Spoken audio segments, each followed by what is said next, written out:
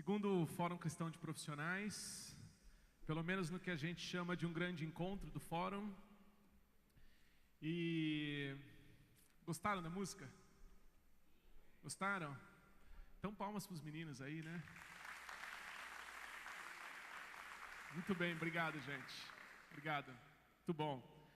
Eu estou muito feliz com hoje, mesmo.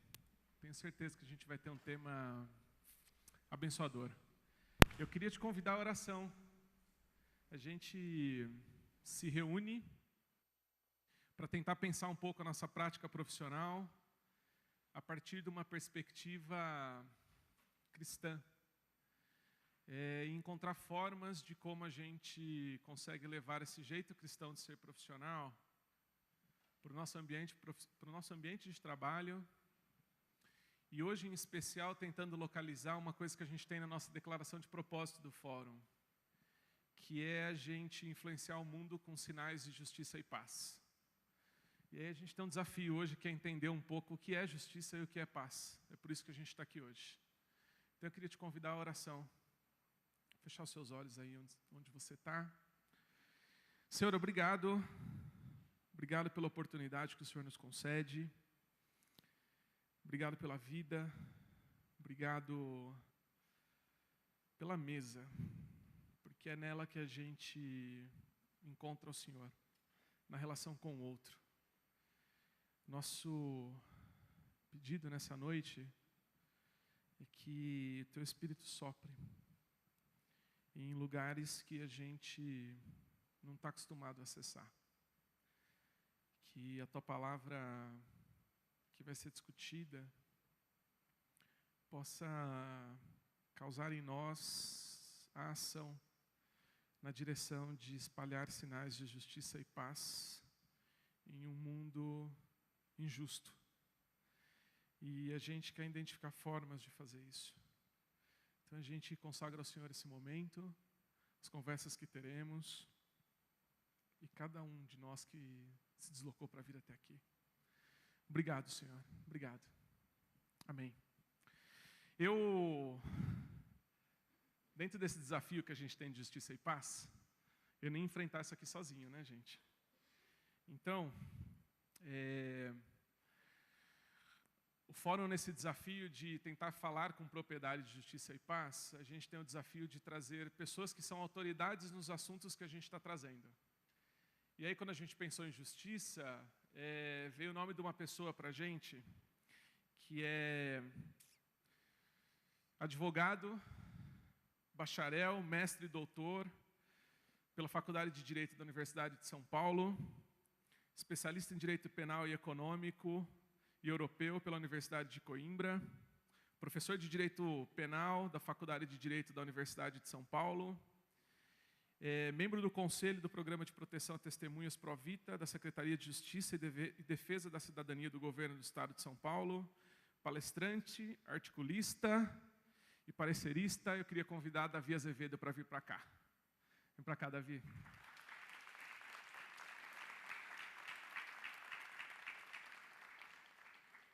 E aí, para completar essa conversa, eu queria chamar o esposo da Simone, pai da Sabrina e do Vinícius, bacharel em Ciências Jurídicas, ativista de cidadania e dos direitos humanos, atualmente gestor ministerial da IBAB, trabalhou como metalúrgico, bancário, trabalhou no gabinete do prefeito de Santo André no planejamento estratégico, participativo a curto, médio e longo prazo, desenvolveu a agenda municipal dos Objetivos de Desenvolvimento Econômico, de Desenvolvimento do Milênio. Além disso, também nosso amigo aqui da IBAB, Levi Araújo, vem para cá.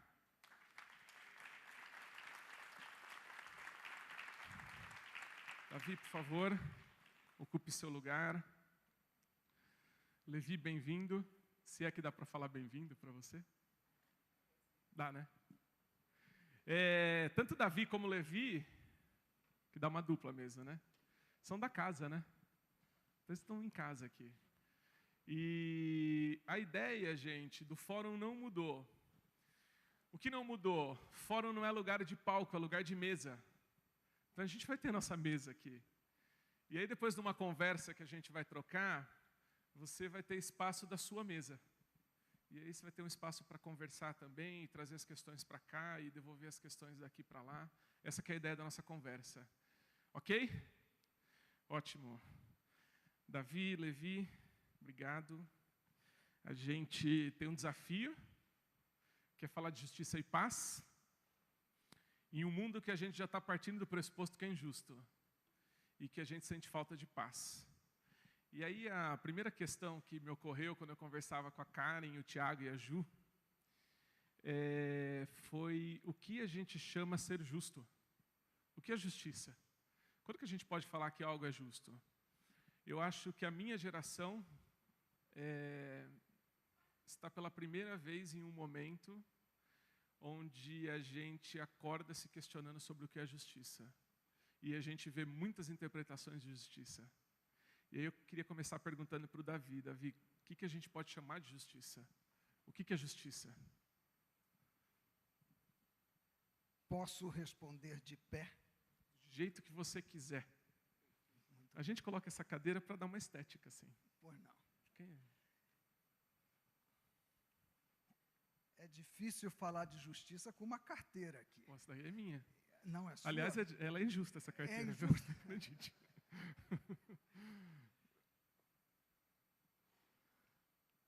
Agradeço muito ao Felipe, ao Levi, o convite para estar aqui neste Fórum Cristão de Profissionais, falando de um tema que, ao tempo em que me apaixona, me assombra, ao tempo em que me sinto capaz de falar sobre ele, eu não tenho a mínima ideia sobre o que falar.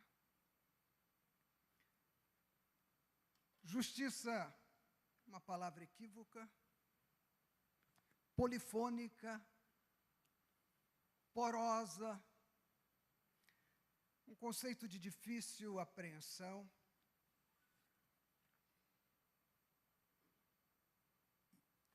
E eu refletia, o que falar no Fórum Cristão de Profissionais, quando vier a inevitável pergunta, que nós não combinamos, mas eu já sabia que vinha. Que é justiça? Fórum Cristão de Profissionais, cujo propósito é acabar com esse abismo entre a espiritualidade domingueira e a segunda-feira na faina profissional. O louvor e a devoção, desde a escola dominical, aprendendo o conteúdo intelectual da nossa fé e compreendendo as Escrituras, passando pela mensagem que nos sensibiliza o coração, nos desperta a alma, nos enleva ao Criador, e uma segunda-feira que nos empurra para a contradição de tudo aquilo que ouvimos, refletimos, sentimos no domingo. Como acabar com esta fratura? Como resolver esta doença psiquiátrica, essa esquizofrenia, mas que também é uma doença espiritual, moral, que faz com que sejamos um no domingo. E na segunda-feira, nossos mecanismos fazem com que esqueçamos tudo aquilo que ouvimos. A nossa moral parece que se inverte e as nossas pautas axiológicas ou de valores são outras. Na sabedoria dos judeus, rabínica, há um provérbio, um dito que diz assim: se você tiver dúvida, não pergunte ao rabino, faça. Parece que a segunda-feira inaugura, de algum modo, este tipo de comportamento. Se você tiver dúvida, esqueça tudo aquilo que ouviu, tenha uma amnésia hebdomadária, uma palavra complicada para dizer que é semanal, não entre em conflito os seus valores durante a semana com os valores eternos, enfim, seja um e seja outro, e tente conciliar-se como pessoa, como crente, como ser espiritual. Esse é o propósito do Fórum Cristão de Profissionais. Como a nossa mensagem, a nossa fé ser relevante. Como cobrir este gap para que sejamos autênticos. Uma semana inteira, um mês inteiro, um ano inteiro, uma vida inteira. Eu não sei o que é a justiça, Felipe. Eu diria a você, pergunte para a pequena Helena, minha neta, filha do André. Dia 27 agora vai completar 3 anos. Não faz 15 dias, ela de mão dadas com a minha esposa, sábado, André, Evelyn e Helena estavam em casa, e não havia sido limpadas as fezes do cachorro, estavam nos jardins. A minha esposa, Heleninha, de mão dadas ambas, e a minha mulher, ela fala assim, olha, neta, quanto cocô a avó tem de pegar. Ela olhou para a avó, um olhar terno, inocente, mas também com sabedoria. E ela falou assim para a avó, 3 anos, vó, isso não é justo. Isto não é justo. Ora, o que penetrava a mente da minha neta, onde ela foi buscar essa adjetivação para a ação da avó, que recolhia cocô de cachorro em grande quantidade num sábado, para atribuir àquela ação e ao papel desempenhado pela avó de uma grande injustiça. Talvez aí haja alguma pista. Talvez haja alguma pista do conceito de justiça. A justiça entendida, e parece que a minha neta entendia, como uma desproporção.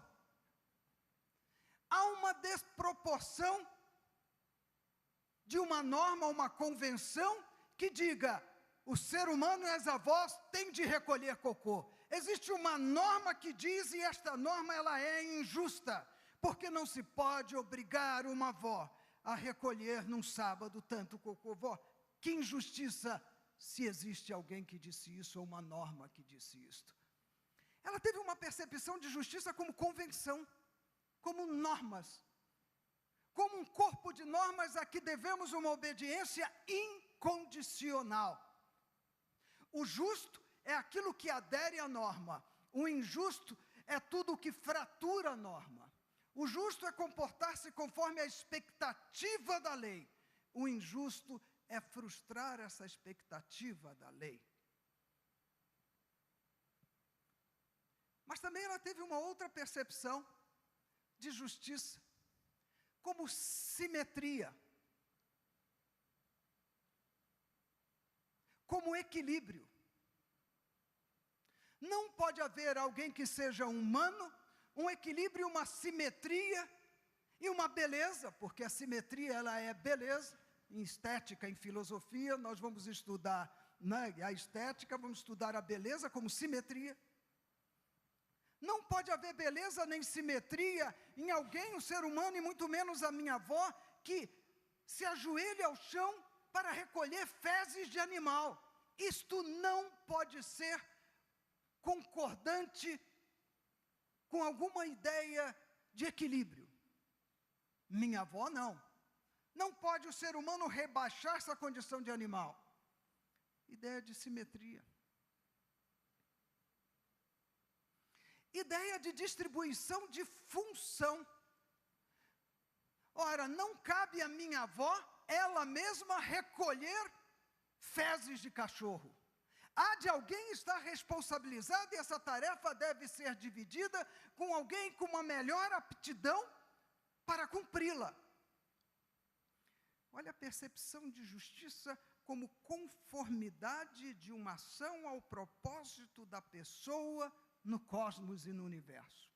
Sabem que os gregos, e olha a percepção da Helena, os gregos entendiam a justiça como o pleno desenvolvimento das virtudes.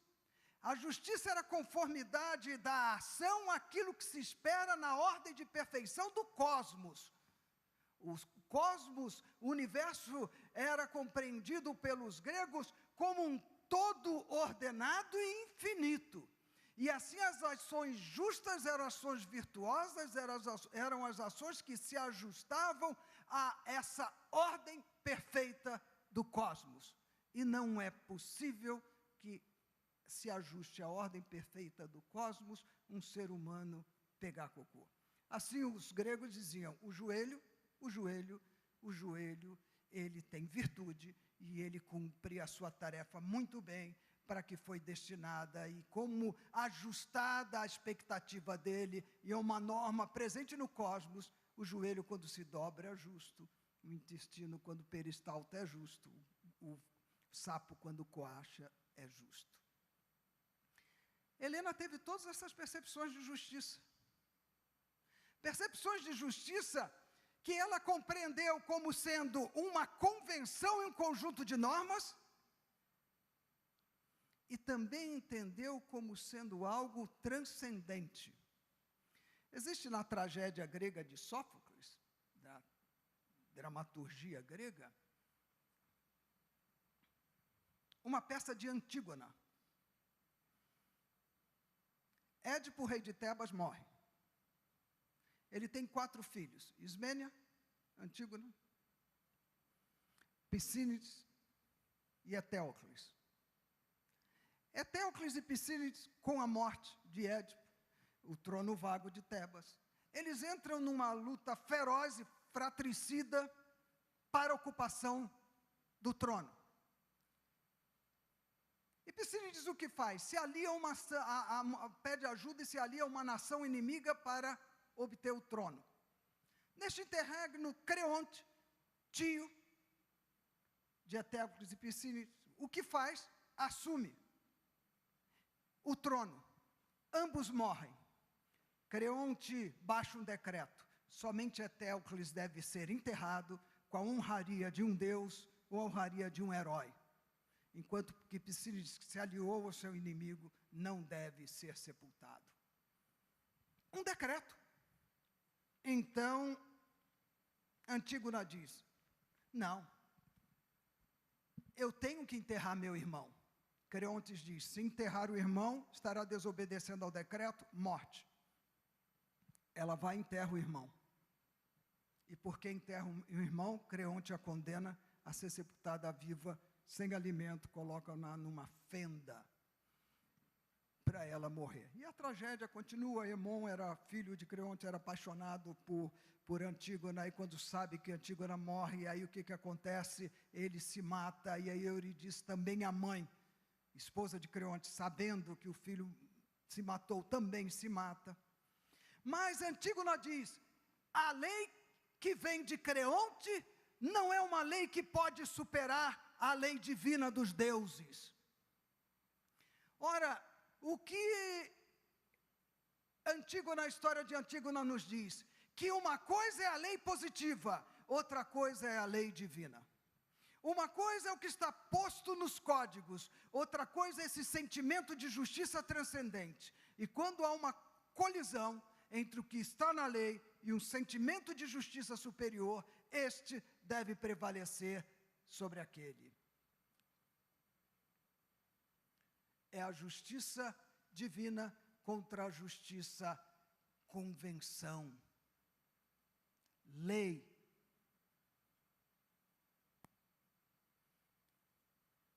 Mas existe um outro episódio, que é citado por Platão na República, no livro 2, que é o anel de Giges. Giges era um pastor de rebanho. Ele conduzia o seu grande rebanho de ovelhas, e num final de tarde, uma tempestade muito grande, ele vai para uma caverna. E nesta caverna, quando ele chega lá dentro, ele vê que há alguém já morto, em avançado estado de putrefação, e tem um anel. Giges, então, pega esse anel, põe no dedo, e vai embora. O rei, então, dias, semanas depois, marca um encontro com ele, rei, de vários pastores, para decidir sobre a economia do reino e o que está acontecendo com os animais, e quais são as vendas, como que está a economia com o rebanho. E Giges está nessa reunião. Aí ele pega o anel, aí ele mexe no anel, inverte, a pedra fica para baixo. Aí todo mundo começa a perguntar, cadê Giges? Onde está Giges? Ele se meteu, vocês viram sair? Onde está Giges? Ele observa aquilo, mexe novamente no anel e a pedra fica para cima. Aí os seus colegas, Giges, para onde você foi? Você tinha sumido? Eu não vi você aqui, você entrou por onde? Giges observa aquilo, inverte de novo o anel, e ouve os seus colegas, mas Giges sumiu de novo, você viu onde estava Giges? Ele descobriu o grande poder do anel. O grande poder do anel era a invisibilidade. Ele, com grande poder, percebeu que, sendo invisível, ele poderia fazer tudo o que quisesse, não teve dúvida. Em menos de um mês, matou o rei, estuprou a rainha, tomou conta do reino, e assim, na invisibilidade, ele deu vazão a todas as suas pulsões, todos os seus vícios. O anel de Giges nos mostra que a lei, a convenção, ela é importante. Porque ela deve domesticar os nossos impulsos. Ela deve fazer com que nós deixemos de ser monstros, ou como dizia Hobbes no Leviatã, lobos do próprio homem. Essa foi a razão de constituição do Estado. Então, se formos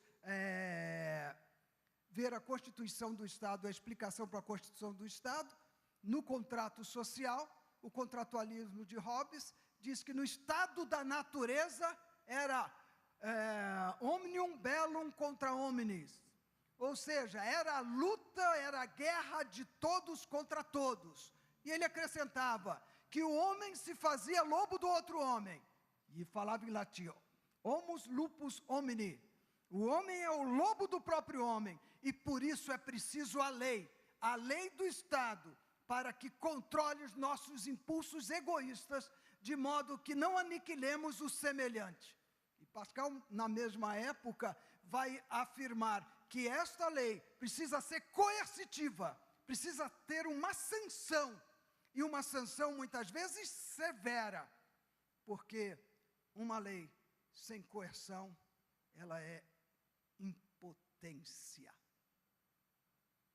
Mas a coerção sem a lei, dizia Blaise Pascal, é tirania. Vejam duas concepções de justiça. Uma que toma a convenção e a norma como imprescindível, temos aqui o contrato social e o pensamento de Hobbes e o anel de Giges, e a outra concepção de uma justiça superior, uma justiça transcendente. E o que temos de fazer com relação a esses dois conceitos na aplicação da vida profissional? O que fazer?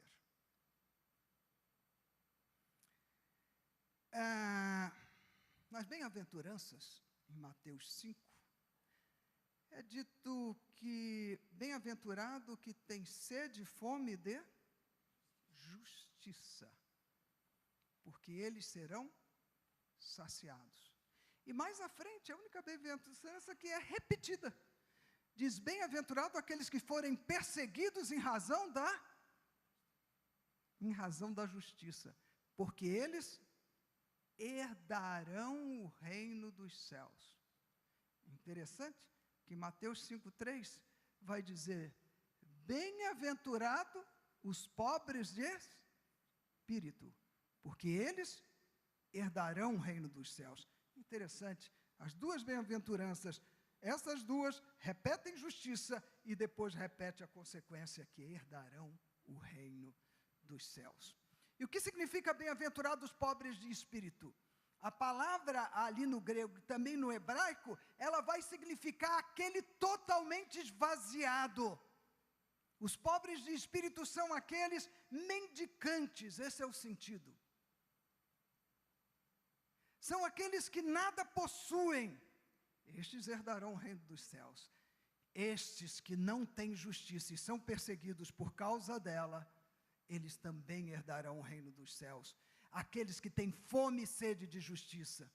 Esta é a nossa marca, hein? Essa é a nossa marca. Nós devemos ter fome e sede de justiça. Nós devemos estar como que esvaziados de qualquer outro tipo de conteúdo. É vaidade, é orgulho, é preconceito, mas devemos olhar e mirar e buscar a realização da justiça e sermos preenchidos com um sentido pleno de justiça, para a exercitarmos na vida profissional. Venha a nós o vosso reino, herdaremos o reino do céu, reino de justiça e paz. Seja feita a tua vontade, vontade de justiça e paz.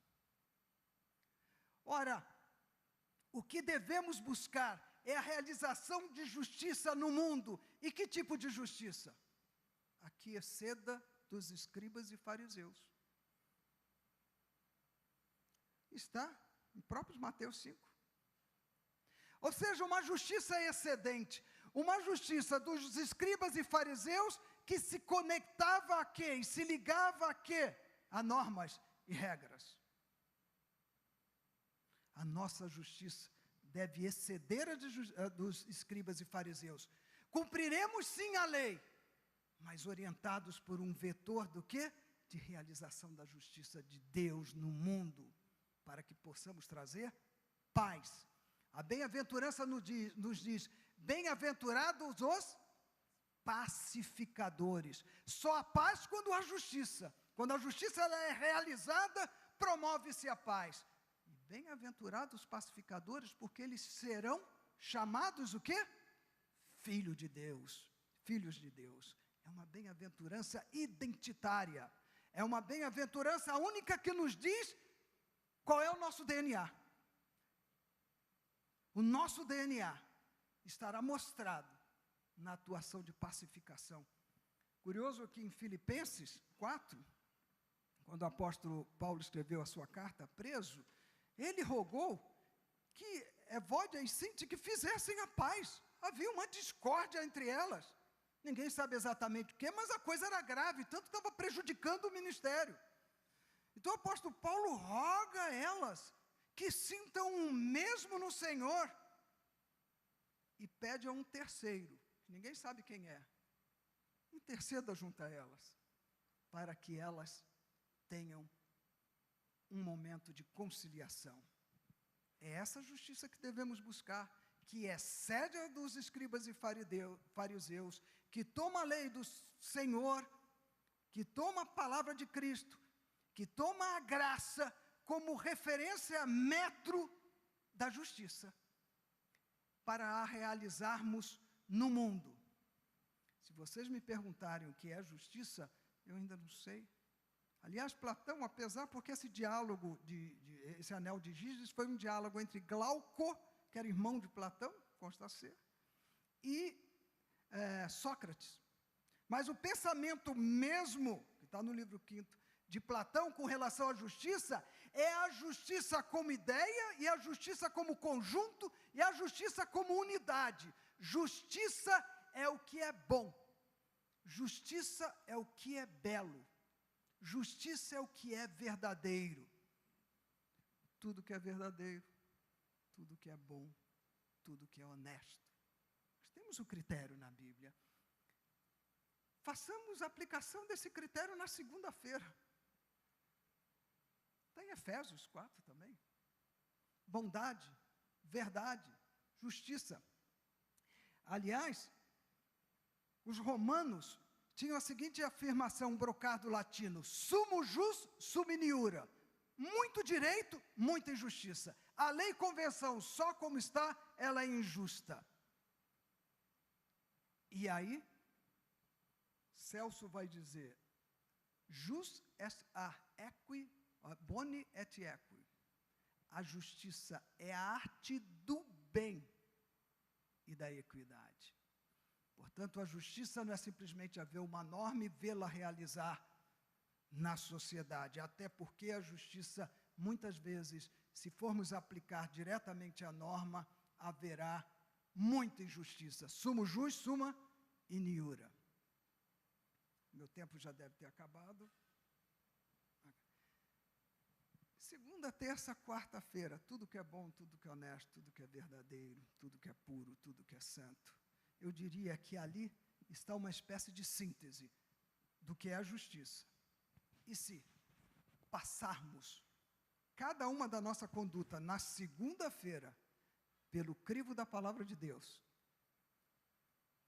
que é a revelação da, vamos chamar, lex divina, nós não precisaremos sofrer de problemas psiquiátricos, com uma fratura de personalidade, não precisaremos, de modo algum, sofrer uma espécie também de esquizofrenia moral, e quando a gente faz isso, é uma analgesia do quê? Do tudo que eu creio, tudo que é bom, tudo que é verdadeiro, tudo que é justo. Isto fica insensível, para que a lógica do mercado, a lógica da empresa, o ganho da causa prevaleçam verdadeiramente sobre o que é justo. E por isso, devemos deixar de lado uma ética pragmática e utilitária, consequencialista, em que o bom e o verdadeiro é aquilo que funciona. O bom verdadeiro é aquilo que atende ao meu interesse, sem nenhum outro critério. Uma ética, assim, distante de qualquer conteúdo mais denso, qualquer conteúdo, mesmo bíblico, de verdade. Tem sido assim que, num ambiente hostil da justiça à instituição, eu tenho tentado exercer a minha profissão.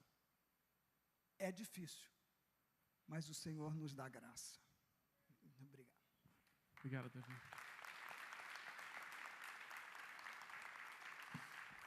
Obrigado.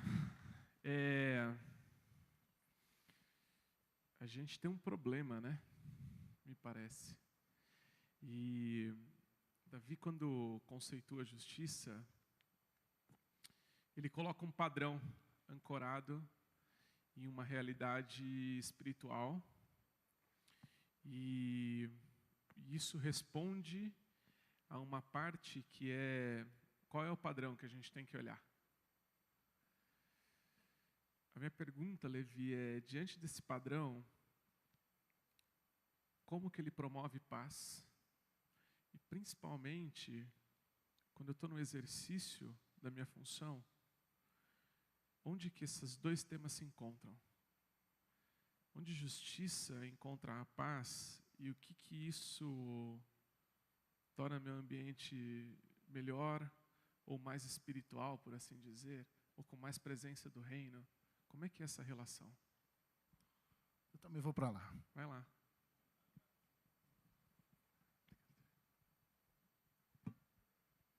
Graça, paz e bem da parte de Jesus de Nazaré. Eu quero agradecer ao convite gentil e corajoso, ou corajoso e gentil, para que eu estivesse aqui. E eu me sinto muito honrado de poder estar com vocês e também ao seu lado, meu irmão. Eu quero ler a Bíblia porque esse momento, tanto para a sua resposta, traz exatamente aquilo que você me passou como lição de casa, que seria um tom pastoral. E o que é bacana mesmo é que nós já tivemos aqui um tom pastoral, maravilhoso, extraordinário.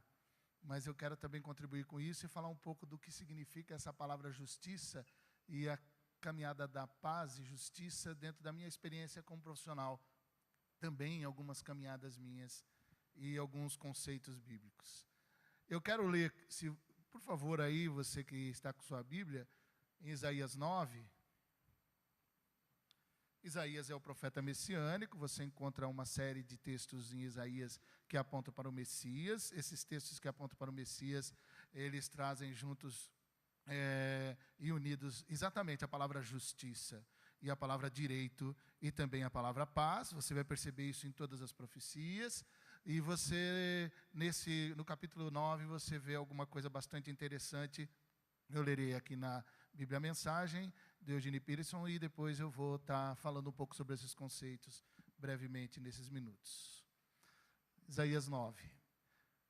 Mas não haverá escuridão alguma para os angustiados.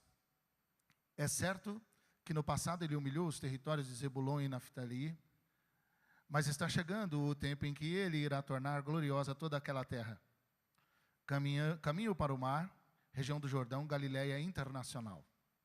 O povo que vivia nas trevas viu grande luz. Assentados naquela escuridão, região da morte, viram o sol raiar. Tu repovoaste a terra, expandiste a alegria desse povo, e eles estão felizes na tua presença. Alegria de festa, alegria de grande celebração, com troca de presentes caros e saudações calorosas. O abuso dos opressores e a crueldade dos tiranos, com os chicotes, cacetetes e xingamentos, já se foram, acabaram. Chegou a libertação, tão surpreendente e repentina quanto a vitória de Gideão sobre Midian. As botas dos soldados invasores e os uniformes encharcados de sangue inocente serão empilhados e queimados, e a fogueira permanecerá acesa vários dias, porque um filho nasceu para o nosso bem. Um filho foi dado de presente a nós. Ele vai assumir o governo do mundo. Seu nome será Conselheiro, Maravilhoso, Deus Forte, Pai Eterno. Interessante como ele traduz aqui o Príncipe da Paz. Príncipe de bênção plena, o conceito de Shalom. A autoridade de seu governo vai se expandir e não haverá limites para a restauração que ele irá promover. Ele governará com base o trono histórico de Davi, o reino prometido. O reino será estabelecido firmemente e se manterá. Por meio do quê? De justiça e de direito e vida íntegra, aqui nessa tradução. Aqui empobreceu o termo verdadeiro. Começa agora e durará para sempre. O zelo do Senhor dos exércitos, dos anjos, fará tudo isso. Você sabe que a Bíblia foi um livro que eu comecei a ler aos 9 anos de idade. E aí continuei lendo. Não só as histórias, mas também os conceitos, eles foram tomando conta do meu coração. E eu fui me apaixonando por uma das características de Deus. Deus é justo. E essa coisa da justiça de Deus sempre me empolgou bastante. E fazia sentido com algo dentro do meu coração, que só agora com já um pouquinho mais velhinho, é que eu estou começando a perceber o que fazia tanto sentido. Por que a palavra justiça fazia tanto sentido no meu coração? Quanto mais eu lia a Bíblia, lia as histórias da Bíblia, lia os patriarcas, lia os juízes, lia os reis, lia principalmente a Torá, o Pentateuco, o ano do jubileu, e lia os profetas, aquele negócio ficava tomando conta do meu coração, e uma certeza tão incrível. Na palavra justiça, que quando eu via na Bíblia, fazia meu sangue borbulhar, meu sangue borbulhava, quando eu lia não só a palavra justiça, mas o conceito justiça, e a relação de um Deus justo com uma humanidade injusta, um Deus que se relaciona com o mundo ante Ele, ou seja, com um mundo cheio de gente ante Ele, ante Deus, e Ele cheio de amor, de misericórdia, de ternura, de bondade, de benignidade. É um Deus que é justo, que se manifesta com justiça, um Deus que toma as dores. Ah, como esse Deus me ganhou enquanto eu lia as páginas das Escrituras. E a palavra justiça foi me encantando. Mas como a gente é crente de Bíblia e pensa que tudo surgiu na Bíblia, então a preocupação com a justiça é coisa antiga. Não aconteceu com Israel e não aconteceu na Bíblia. Essa é uma coisa que já acontece faz tempo, no Egito, nas dinastias. Existem textos autorais dos faraós, existem, se você for ler o livro dos mortos, existem trechos extraordinários que falam exatamente sobre a questão da preocupação com a justiça, ou pelo menos dá a impressão de algum soberano de passar após a morte de que ele foi justo, Esses registros estão aí, revelando exatamente essa preocupação com a justiça. Na Mesopotâmia também você encontra ali textos reais, textos sapienciais e também textos religiosos são carregados com essa lógica da justiça, mas já voltado exatamente para a preocupação dos poderosos com aqueles que são os menos favorecidos, aqueles que estão numa situação não tão privilegiada. Então isso daí já tinha ali na Mesopotâmia. Também a gente encontra isso nos textos de Canaã, Fenícia e o Império Hitita também. Então você encontra já essa relação de como tentar de alguma forma com uma norma, embora ainda em alguns casos também tão dura, até mais dura que o talhão. Então a gente tentar olhar para essa busca de tentar fazer justiça ou de expressar essa justiça, essa preocupação é coisa antiga. Mas é na Bíblia que você percebe que essa preocupação com a justiça, ela está em Moisés, ela está na Torá, ela está nos profetas. E ali, os profetas, eles começam a falar, quando a gente coloca um óculos devido para procurar, não só aquelas coisas que a gente quer procurar, a gente começa a perceber que os profetas falam de latifundismo. Os profetas, eles falam de opressão ao trabalhador, principalmente ao trabalhador do campo. E o quanto essa relação é uma relação que ofende a Deus, e que vai contra a lei de Deus, e que vai contra aquele que se diz povo de Deus. Então os profetas, eles vão falando sobre os empréstimos com juros abusivos, e falam forte, batem pesado com isso, e falam sobre o comércio, que seria a ideia não só de comércio, como você pensa agora com a ideia de comércio comerciante, mas a ideia da economia do país, como uma economia predadora, uma economia desonesta, uma economia que faz com que aquele que é o detentor das coisas.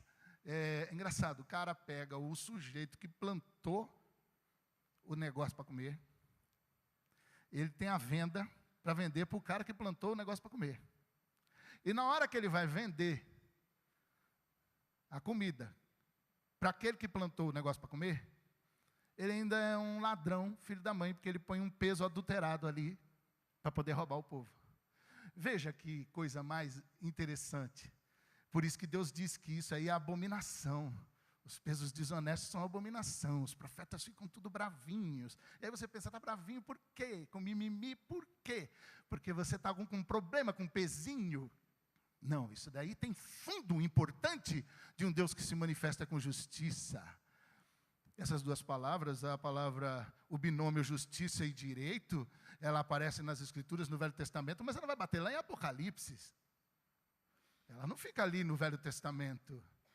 Lógico que alguns vão interpretar assim, olha, não se pode interpretar isso como justiça jurídica, e nem como ordenamento reto da justiça. Alguns, aliás, a maioria das nossas interpretações, os nossos comentários bíblicos, aqueles que foram os primeiros que nos catequizaram, eles vão exatamente nessas interpretações. Mas existem outras interpretações, que dizem exatamente o contrário. Não. Sim, são qualidades divinas, que Ele, Deus, quer ver também em nossas relações pessoais, em nossas relações familiares e em nossas relações sociais. Se não, perceba como é que a palavra justiça, esse binômio justiça e direito, ela aparece de maneira interessante. Primeiro, porque elas são as bases do trono de Deus. É isso que o salmista diz lá no Salmo 89, versículo 15. A justiça e o direito, bases do trono de Deus. Mas não para aí não. O salmista também, Isaías também repete isso, de que a justiça e o direito são as virtudes de um governante que agrada a Deus, de um bom governante. Mas se parasse aí, ainda ficaria na nata dos poderosos que dominam e dirigem os povos. Mas os salmos, principalmente o 119, no 121, por exemplo, e você vê lá em Provérbios várias vezes que justiça e direito tem a ver com a postura do cidadão israelita que Deus quer, a postura que Deus espera do cidadão, do povo, da pessoa, do homem e da mulher do povo. E é exatamente essa coisa extraordinária que, dentro de uma também profecia messiânica do profeta Isaías, que Jesus, ao abrir o livro do profeta Isaías, e ao fazer menção a uma dessas profecias, ele termina dizendo e anunciando assim, olha, e anunciar o ano aceitável do Senhor. E aí a gente fica pensando, o que ele está querendo dizer? Ele está querendo dizer? Não, ele disse, está se referindo ao ano do jubileu. Ele está se referindo ao ordenamento jurídico carregado de justiça e carregado de paz, que está dentro do quê? Do ano do jubileu e das leis que ali compõem esse ano. Ele está dizendo o seguinte, olha, eu sou o Messias, e agora é que começou para valer o anúncio do ano aceitável do Senhor. Ele é o Messias, ele é o grande profeta anunciado por Moisés, ele é o mestre que nos ensinou no Sermão da Montanha. Aliás, o Sermão da Montanha que Gandhi fez questão de deixar claro que seria a constituição da sociedade ideal. Esse mestre, ele nos ensina a orar o Pai Nosso, como já foi dito aqui. Venha a nós o teu reino, o teu reinado. Negócio para pedir todo dia. Você sabe que o Pai Nosso tem tudo a ver com a A. Tudo a ver. Por quê? É só por hoje. É Pai Nosso, oração para se fazer hoje. É só por hoje. O Pai Nosso, ele vem encharcado com as misericórdias do Senhor que se renova a cada manhã, porque é só por hoje. É o Pai Nosso. Venha o teu reino. E aí o Senhor Jesus diz assim, olha, busque primeiro o reino de Deus. E o que é buscar primeiro o reino de Deus? É buscar, obviamente, o reino do amor. Lógico. O Deus que é amor, o reino do amor. Só que esse reino do amor, ele tem um príncipe, que é o príncipe do Shalom. E o Shalom aí está muito além do que um breve cumprimento. Shalom. Shalom é um termo que vai além dessa paz conceitual que nós temos hoje. Os conceitos de paz que temos hoje. O Shalom é essa coisa da bênção inteira. Da bênção que não é só para um, mas que é para todo mundo. O Shalom é a prosperidade, é o desejo de um indivíduo da sociedade para que todo mundo tenha o quê? Shalom. Paz para todo mundo. Prosperidade para todo mundo. Justiça para todo mundo. Terra para todo mundo. Plantação para todo mundo. Se não der certo na sua plantação e a minha deu, a minha também é sua, eu vou compartilhar com você. Jubileu. Jubileu. Shalom. Shalom. Busca primeiro o reino é de amor, o príncipe é o príncipe do Shalom, e existem aí um trono, que é o mesmo trono lá, cujas bases, os pilares, é a justiça e o direito. Eu sempre fiquei me perguntando, depois dessas coisas que eu fui construindo durante esses anos nas leituras bíblicas, aí depois eu comecei a ler uns camaradas no final, na década de 90 do século passado, que eu falei, nossa, olha aí, que coisa maravilhosa. Aí comecei até a perceber que eu podia corrigir algumas outras, muitas coisinhas que eu estava pensando sobre a minha compreensão de justiça e de paz.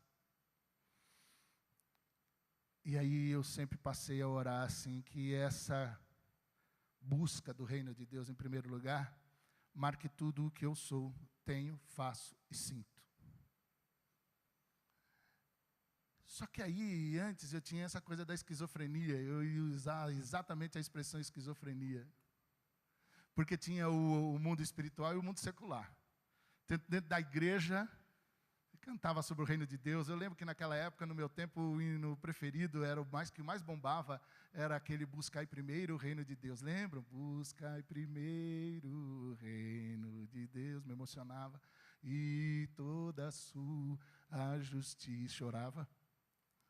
E soluçava em alguns momentos. Vos serão acrescentados. Com tanta piedade cantei.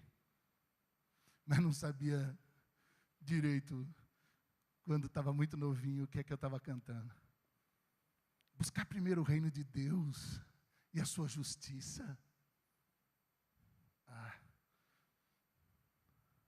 Aí depois, com o tempo, eu percebi assim, né, que essa busca tinha que dar o tom para a minha formação, para a minha profissão, para o meu emprego, para o meu trabalho. Só mais tarde que eu fui fazer a distinção entre emprego e trabalho. Emprego, fonte de renda. Trabalho, fonte de vida. E aí, essa coisa toda foi me acompanhando, enquanto eu não entendia direito, porque até então, naquela época lá, quando eu pensava sobre buscar primeiro o reino de Deus, era ir na igreja primeiro, para depois passar a semana com as outras coisas sendo acrescentadas. Lógico que essa bobagem eu abandonei já ali no finalzinho da década de 80 do século passado também. E aí comecei a entender que não era isso não. E foi maravilhoso, porque quando eu já entrei na última década do século passado, eu já tinha compreendido essa verdade extraordinária na minha vida, no meu coração. Que não tinha esse negócio de mundo espiritual. Então, quando eu buscava o reino de Deus, tinha a relação de buscar o reino de Deus primeiro ali na igreja, para que as outras coisas fossem acrescentadas. E quando eu tinha que buscar o reino de Deus fora, no mundo secular, eu tinha que evangelizar, de maneira ostensiva. Aplicando 4 leis espirituais, coisa que eu nunca memorizei completamente. Mas então, enfim, e fiz. Não me arrependo de ter feito, e ainda hoje uso 4 leis, dependendo do momento. Não vejo problema nenhum com isso. Mas era a lógica que empurrava isso, que trazia a compreensão indevida nessa esquizofrenia, de que isso aqui é um momento espiritual, aquilo ali já não é tão espiritual. E eu lembro quando eu fui fazer a faculdade de Direito, que apaixonado que fiquei. Mas aí eu lembro que eu já tinha, evidentemente, trabalhado na metalurgia, depois trabalhado no banco, sistema financeiro. Sistema financeiro eu entrei para poder ir trabalhar ali no departamento jurídico. Aí depois, quando eu comecei antes de ir para o departamento jurídico, eu fui trabalhar no departamento de créditos em liquidação.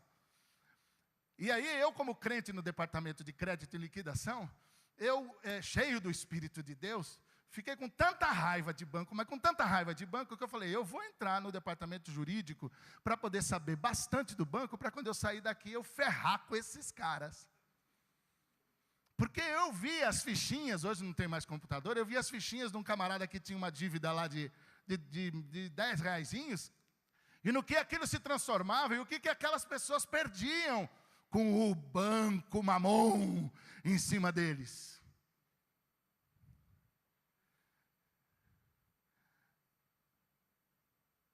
E aí, quando eu terminei a faculdade de Direito, eu falei assim, quer saber? Direta já foi. Foi, né? Já foi.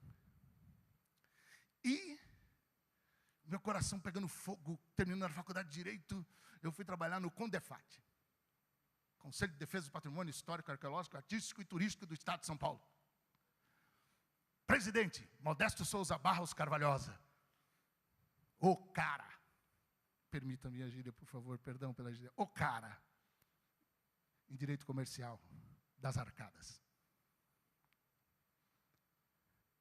Conheci Titarelli, conheci os historiadores, os melhores, antropólogos, técnicos, aprendi tanta coisa, vou te contar, mas eu aprendi tanta coisa com esses homens, com essas mulheres, sobre justiça e sobre paz, que não dá para esquecer, não dá para esquecer. E eu lembro que trabalhando lá, eu decidi o seguinte, Constituição de 88, que eu ajudei também, junto com os movimentos sociais, a trabalhar a Constituição, em busca de justiça e de paz. Veja que engraçado. Até então, naquela época de 88 para diante, é que eu comecei a entender que aquilo que eu estava fazendo tinha tudo a ver com aquela lógica de piedade espiritual que eu tinha.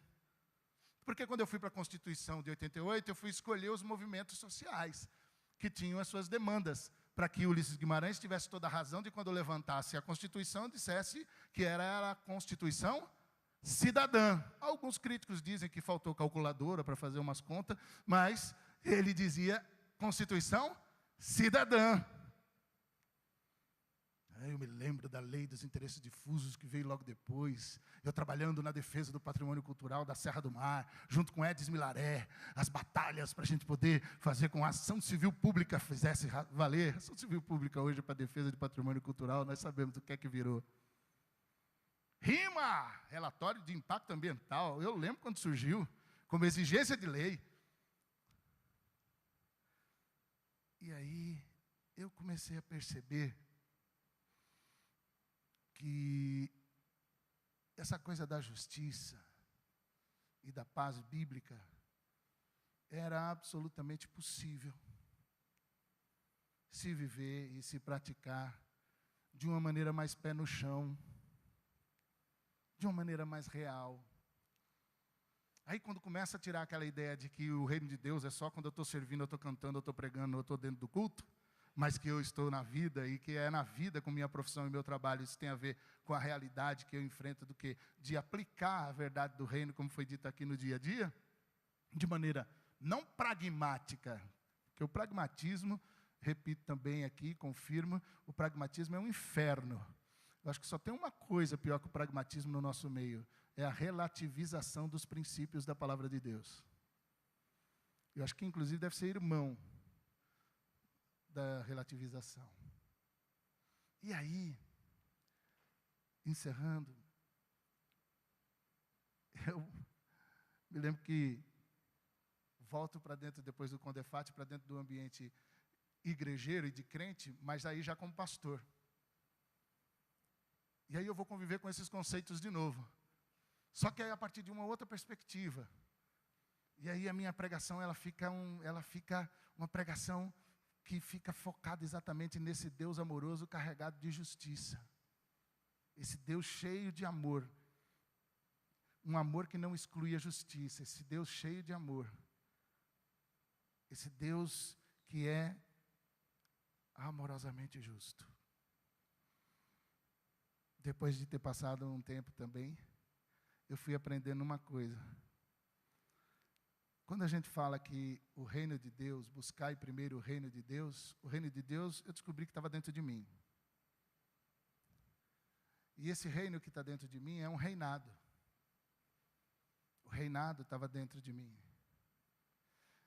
E eu poderia ir para onde for, o reinado de Deus que está dentro de mim, eu poderia ir. Estaria ali. E que eu também, com a minha vida e com a minha existência, estaria sinalizando esse reino que está dentro de mim. Esse reino que está dentro de mim, essa misericórdia que é de Deus que está dentro de mim, essa graça que é dele que está dentro de mim, esse amor constrangedor que é dele que está dentro de mim, esse todo bem que está dentro de mim, me fez entender uma coisa que também está no Sermão da Montanha, que é uma coisa para eu pedir todo dia, para a gente não esquecer jamais. Faça aos outros aquilo que você gostaria que fosse feito a você. Quando você vai transformar as relações de trabalho a partir dessa regra de ouro, você começa a ter uma outra perspectiva de ação e você passa a ter um outro tipo de influência. Nas relações de comércio, nas relações de trabalho, nas relações de compra e venda, na maneira como a gente vai tratar as pessoas. E aí a gente começa a fazer uma diferença de que nem sempre o que é legal não é moral. E aí a gente para de querer se esconder atrás disso daí, e o Espírito Santo começa a convencer a gente de que a gente agora tem um outro caminhar, e essa crise se instaura, e graças a Deus que ela se instaura, e que não tem alívio, e nem massagem, e nem anestesia. que a gente fique sempre pensando assim, estou fazendo aquilo que eu gostaria que fosse feito comigo? Aí eu percebi também com o tempo que não foi só o reinado que veio para dentro de mim. O rei de amor também veio. E não só o reinado e o rei de amor. Ele veio com o seu trono. E o mesmo trono que tem as bases de justiça e de direito, esse mesmo trono que está aqui dentro de um vaso de barro, que todo dia tem que pedir misericórdia a Deus. Todo dia tem que pedir misericórdia a Deus. E só por hoje, para que possa, de uma maneira verdadeira, sem ficar só lá nas nuvens, começar a perceber que quando eu estou pensando no outro, estou defendendo a dignidade do outro, estou defendendo os direitos inalienáveis do outro. E quando eu descubro que o outro, Jesus quer com que eu abra os meus olhos para entender que Ele é a imagem e semelhança dEle, que, portanto, eu tenho que olhar assim, e que o outro, eu sou convocado a entender que ele também é o meu próximo, e eu começo a compreender isso, aí eu vou entender o seguinte, que é uma frase da sabedoria popular. E eu te respondo, se queres paz, trabalha para a justiça.